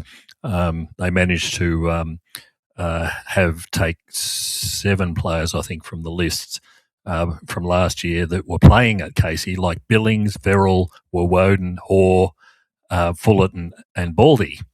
Only one of which was the Casey listed player. The rest of them were Melbourne listed players. And they've replaced them with 5 players this year from basically the under-18s or the talent league. The reasons for that is, as I'll explain shortly, the reasons are that the salary cap precludes clubs that are aligned, like Melbourne and Casey, from basically being able to employ people other than those who have not been selected in the main draft. So of all those 5 new under-18s players, none of them were picked up in the last draft. Okay, so we've filled the club with a whole stack of under-18s who aren't quite right, so to speak. No knocks on them, but that's what the rest of the AFL teams like. The basic problem, and this is how the AFL's destroyed the VFL competition, goes back to the salary cap. A standalone club like Port Melbourne or Williamstown or Werribee or Frankston, they have a standalone cap of somewhere between $260,000 to $280,000 a year. An aligned club like Melbourne, Casey, only has $125,000 to be split amongst 15 players are on your primary list, and then they have a whole stack of fill-ins who I would imagine are just getting paid on a per game basis. So if you're a half reasonable player at that level, why would you come to an aligned club?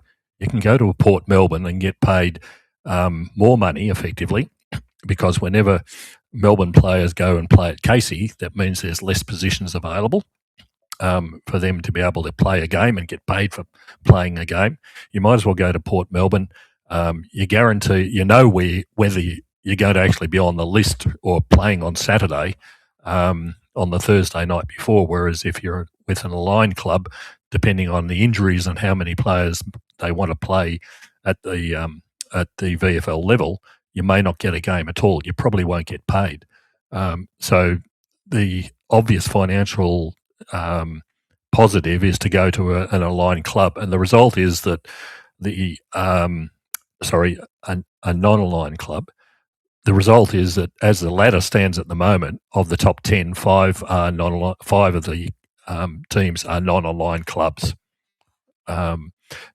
Even with all the resources that are available to all the AFL clubs, only half of them can actually get into the top 10 at the VFL level. There's all sorts of other reasons, but that gives you a fairly good idea that the non-aligned clubs have got a big advantage. The other thing is that there's no incentive for half-decent older players to play anywhere other than an aligned club, or they go interstate. For example, the Sandful has a salary cap of $350,000. So nearly $100,000 more than what a VFL aligned club is. So again, why would you play in a VFL at the VFL level when you can go to South Australia? And that's exactly what we saw with Varel. He's playing at South Adelaide. And you see other examples of players who we used to be week by week stalwarts playing at Casey in the years gone by. People like Corey Ellison, he's now playing at Frankston. Roy George, who we thought might be a viable pickup in the draft in some form or another, he's gone to Port. Fullerton's gone to Williamstown. Seston went to Port as well. So all these players who have got some talent, who are in their 22, 23, 25 year age group, they're all moving out of VFL levels, and we're having to replace them with kids from the under 18s. The other sad thing is that the location of Casey limits the amount of talent that you can draw from that. You can't get players from the Geelong Falcons to sign up to play at Casey. It's a long way to go to get basically no money.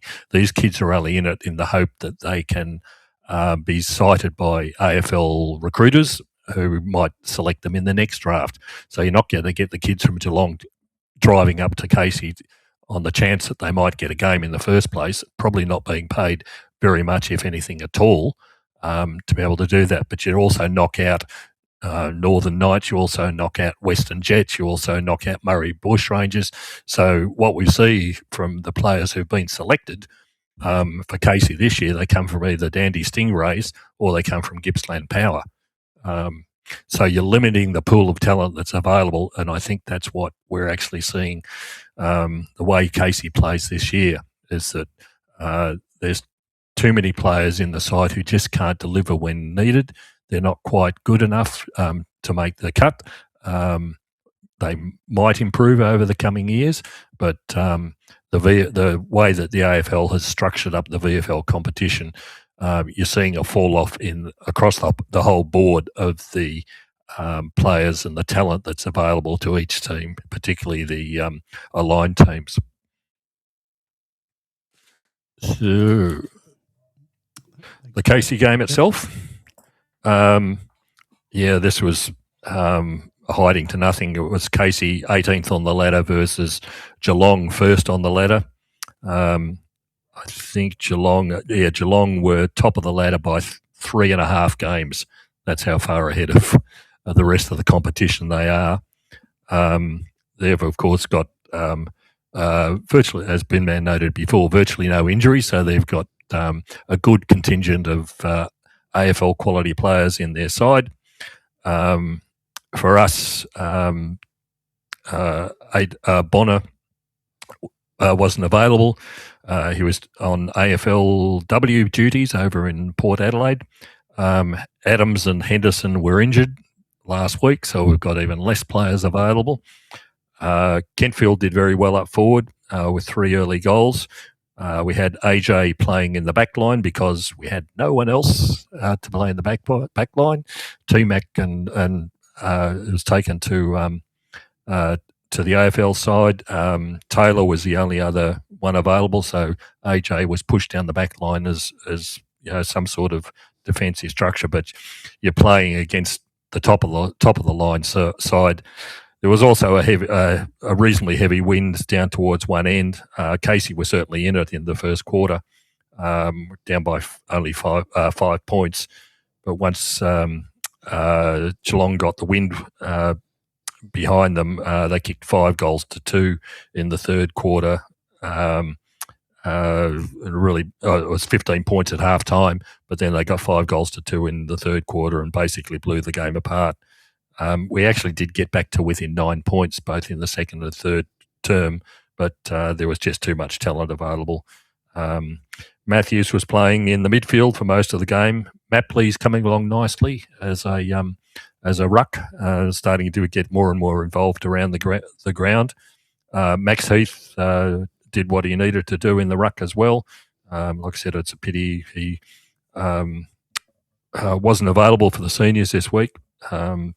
But yeah, the results were exactly what it was expected in the end.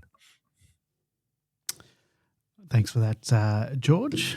Let's get into changes. Once again, the Demons did not come away from a game unscathed with Latrell Pickett sustaining a concussion, probably definitely ruling him out of the Suns clash. JVR Nose and Kay Chandler Hand were also listed as injuries, but we've yet to learn whether those injuries will prevent them from playing this week. Based on last week's injury list, CJ may return because he was listed as a test, but I don't know, with that leg injury, he's missed a bit of footy this year already. And Daniel Turner is still a couple of weeks away from playing due to the rib injury sustained in the Kangaroos match. So George, followed by Binman, who is coming in? Who's going out this week? Well, Latrell's the obvious out because he is. I'd bring in Max Heath. I think we're going to need the extra height around the ground. Other ones, people are talking about taking Cook out of the side, but I wouldn't take Cook out. I think we need him for not just for this game, but for the future as well. I think we need Max Heath because Max Gawn has got to come up against Wits.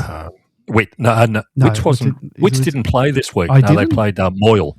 They played Moyle for the game, who's pretty crude sort of ruckman. Is Wits still I'm not around? sure what. Isn't he? Yeah, Wits didn't play, which was unusual. He's not on their injured list as well. Okay, maybe they managed him. Yeah, so the danger is that they bring in both of them. He's fresh. So we need an. We're the only one that doesn't manage a player, but anyway. Yeah, we need the backup that Max Heath can provide, because we've got to give Max Gawn a break at some sort of break. We can't keep expecting him to play 90% game time in the ruck role. So beyond that, I don't see that we can make many more changes, because, like I said, the only other defender we've got, if Jath isn't available, we've got T-Mac and Xavier Taylor, who performed admirably or reasonably in the Casey game. But yeah, there's not much else to select with Adams being out now, I think, for the season. I'd be interested. Well, I'm going to, because I get it wrong, but what I would do is I wouldn't be having Heath. I'd just be running Maxi, run him into the ground. I thought he was brought in against Roos for a specific tactical reason, did his job, but wasn't that impressive, as I said at the thing. So I reckon Salo comes in. Salo, for me, goes forward, essentially takes Latrell's spot. He played that full game. I think he was in the best, wasn't he, George Salo? He certainly was. He got 20-plus possessions, I think. Yeah, it was a typical Salo game, but he's playing more forward. Yeah, so I think he comes in. It's logical, play him at high half forward, and Laurie does what Laurie did in this game, plays some midfield minutes. It was interesting. Chin has been a bit down in the last few weeks. There hasn't got much chat on Demon Land. He's sort of flown under the radar, and it felt like they threw him onto the ball to get him into the game. It was really unusual to see him in the centre in that last quarter. It was the first time that, maybe it was on the back of Scott having a good tactical game and sharking Maxi well, but it was the first time that they'd sort of, mixed up that centre line that, the mix in the centre bounce attendances. So I reckon Salo's a lock to come back in. There's, it's a bit like we're saying, you want, it's not just the fact that he's a good AFL footballer. He's an experienced player. We have 4 must-win games of footy. You have your most experienced players playing. And so I can't see a world in which he's not selected this week. I'd be shocked if he doesn't come in. But saying that, of course, he won't now. So to me, the obvious one, Latrell is out injured. I think CJ comes back in if he's fit. He comes back in as well. I thought Cook was a bit, he was marked down because Neil outmarked him, but, and there wasn't much man-on-man stuff, but he's it's not really his role. He's more of a intercept marker. And he's got a lot more upside than Fitzgerald, I have to say. I mean, Fitzgerald I thought was good, but he's not in my best 23. Next year we've got Cully, and then I can't see, to me, he's a bit like a Henderson sort of player, maybe better than that. But Cook, I see massive upside in Cook. I think Cook could become a seriously good player. And, a couple of his marking and also the way he ran forward to get, it was a pity he didn't kick that goal, but he saw an opportunity and put himself in a position to get that footy where he had that shot at goal. I think it's a bit unfair also to not acknowledge what George said before, is that sure, T-Mac might have been a better matchup initially, but, they couldn't. They made a different decision and they gave Cook a big thing. But his midfielders didn't help much. The ball was moving pretty quick in there. So, manna from heaven, pardon the pun, for a player like Neil to get one on out to Cook. So, Cook may come out depending on if CJ, that's an obvious one. Cook comes out, CJ comes in, but no real knock on Cook. Or do you take T-Mac out instead? If CJ or T-Mac. Yeah, sorry. Yeah. No, you're right. Yeah, that would be the logical one, T-Mac, and keep Cook in. I can't, as I said, I'd be really confident Salo comes back into this team. Well, the Demons are back out on the road again as they head up to sunny Queensland to take on the Gold Coast Suns. It'll be the first time that the Demons come head-to-head with their former club champion, Norm Smith medalist, premiership player, Christian Petrarca in his new colours. Track's team is currently on a 9-game losing streak, so all of you MFC SSs know exactly what that means. It's a big man followed by George, your preview of this danger game for the Demons. Wow. It's funny. I can't be cured, big man. Well, I keep joking. I've joked before that MFCSS is like gonorrhea or cold sores. Is it like it never quite goes away? And I feel sick in the stomach about this game. I was more comfort, Look, we should beat them this time of the year. This is a great time of the year to punt, by the way, because you get the teams that are out of contention and the teams who are rolling, and total match points is the go. The scores start ticking up, and that was my tip for this game, by the way. So it was way over the line in the North in the Cats game was 173, and what did it get to? 190 or something. Gamble so way over that. It makes me sick, the thought of us losing this game. So that colours all my thinking about it. But stripping away that feeling is we just should get the job done against them. We're a much better team. They've lost their last 5, as you mentioned. They've lost how many in a row? 9. 9. You and I, all 3 of us, we've seen plenty of iterations of the Melbourne Footy Club when a rot gets into the team. And I'm a bit over the track bashing on Demonland, to be honest. It's like he's no longer a Melbourne player. I couldn't care less about him, to be honest. I don't feel any angst or animus towards him.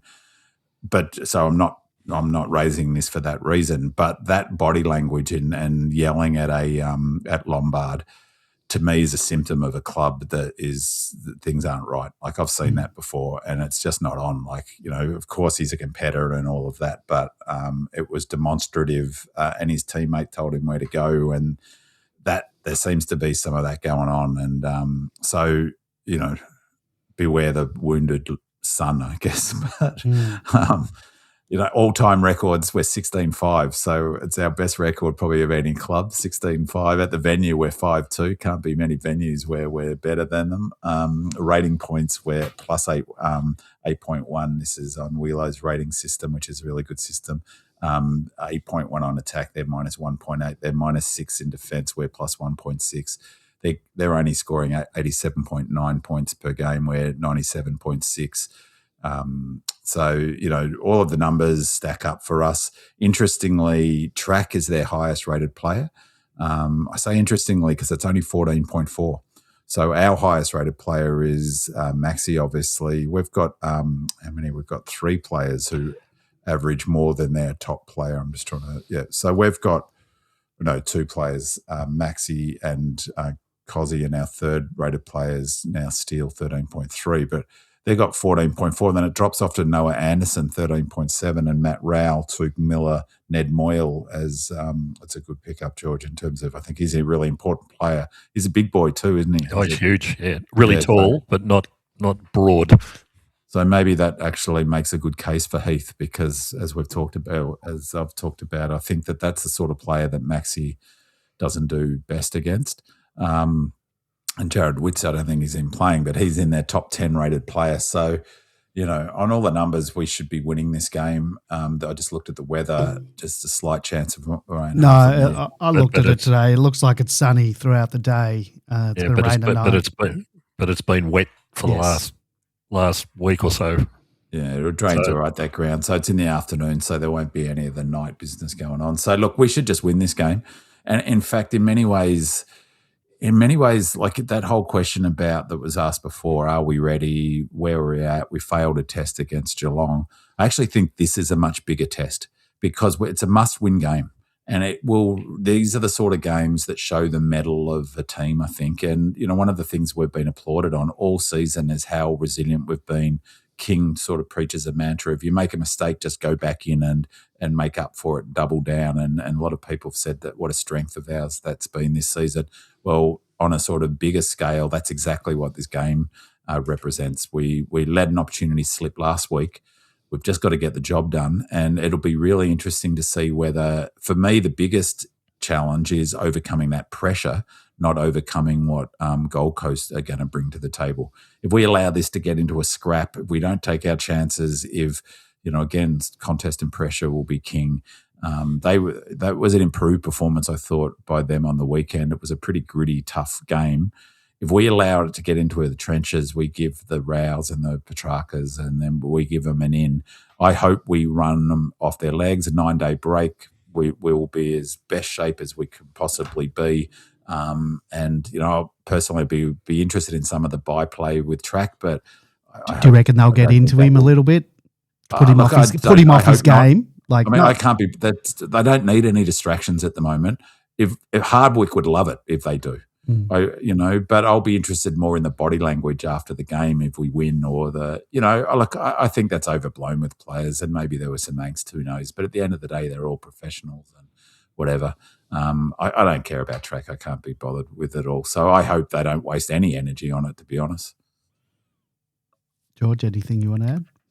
Not really. I think for this week we'll see the advantage of a 9-day break. That's going to change a lot for us. That we can run out quarters, we can run out the game. I don't think they're a team that likes speed on the ball. When you've got people like Rowell and Petrarca in the middle, they're all about grunt and contest. If we put speed on the ball, they won't be able to go with us. Even then, their backline's not really the best.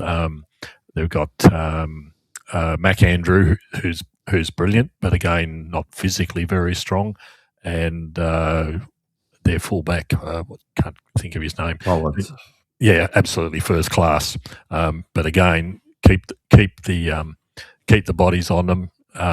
All in motion. Use our one wood, which is our leg speed, and our ball. And if we bring ball to ground, particularly in their back line, they haven't got much else. That's where we'll score. So, we should be able to win this. I hope it doesn't turn into a bit of a like I said, it's been raining up there all week and has been for the last month or so. I hope it's not a bit of a bog hole a cow paddock as it is. And hopefully if we get on top, we're just so critical that first quarter. I mean, it's sort of, if we have a first quarter where we can get a 3-4 goal lead, I think we'll roll over the top of them. We've got to take their sort of hope of winning out of it. We get to a 4 or 5 goal margin, we'll crush them, I think. Yep. And then Go Lordy will be happy because I think we could get a percentage booster, if we get in that position. But if we allow it to become a scrap and they've got a hope, then Hardwick will just turn this into a. Hardwick doesn't care now. Like, he's not going to try and build. He will see this as an opportunity to turn it into a dour defensive scrap at the first opportunity. I'm so nervous about this game. Sort of unbalanced nervousness, I think.